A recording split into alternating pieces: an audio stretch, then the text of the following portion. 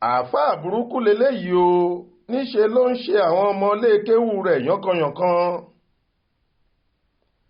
Àfúrásì ọ̀daràn ẹni ọdún 43 kan, Aafaa Sulaiman ti wà lákọlò àwọn agbófinró báyìí níbi tó ti ń ṣẹ́jú pàkó láhàámọ́. Wọ́n láwọn ògo wẹrẹ ọmọleekéwu rẹ̀ ló ń ṣe báṣubàṣu, bó ṣe ń fi pankẹ́rẹ́ dá bátànì sí wọn lára náà ló ń fojú wọn ráre tọ́wọ́ fi bà á.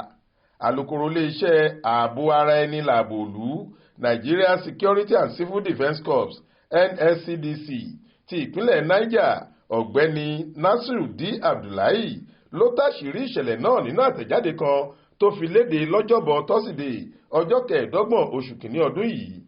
Ó ní ọjọ́ ẹtì Friday ọ̀sẹ̀ tó kọjá, ìyẹn ọjọ́ 19 oṣù kìíní ọdún 2024 yìí, lọ́wọ́ àwọn òṣìṣẹ́ civil defence bá Aafaa akọ́mọníkéwu yìí nílé kéwu Sagaya Makaranta Malam Umar tó wà lẹ́yìn Niger Motel nílùú Suleja, ìpínlẹ̀ Niger.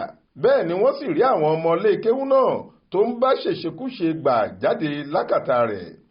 Ọmọ tí ìpalára tiẹ̀ pọ̀ gan-an, Isa Muazu lórúkọ ẹ̀, láti agbègbè Kawo nípínlẹ̀ Kaduna ló ti wá. A sáré gbé dìgbàdìgbà lọ ilé ìwòsàn General Suleja torí ìpalára ọmọ ọ̀hún pọ̀, ojú ọgbẹ́ oríṣiríṣi ló kún ara ẹ̀. Àwọn ọmọ 4 míì ta tún rí lákàtà rẹ̀, gbogbo wọn ló dọ́gbẹ́ sí lára rẹ́kẹrẹ́kẹ́, àti ẹ̀yìn àti apá wọn ló kún fún àpá ìfìyàjẹni. Orúkọ àwọn yòókù ni Khalifa Abdullahi, Salihu Sulaiman, Mohammed Muazu àti Ismaila Abdullahi. Agbègbè Kawi kan náà ni gbogbo wọn ti wá.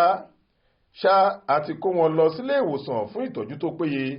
A sì ti fa afurasí ọ̀daràn yìí lé ẹ̀ka iléeṣẹ́ ìjọba tó ń jà fẹ́tọ̀ọ́ àwọn ọmọdé nípínlẹ̀ Niger, ìyẹn Niger State Child Rights Agency, lọ́wọ́ kí wọ́n lè túbọ̀ ṣèwádìí kí wọ́n sì gbé ìgbésẹ̀ tó bófin mu dáadáa lórí ìṣẹ̀lẹ̀ ọ̀hún, gẹ́gẹ́ bó ṣe wí.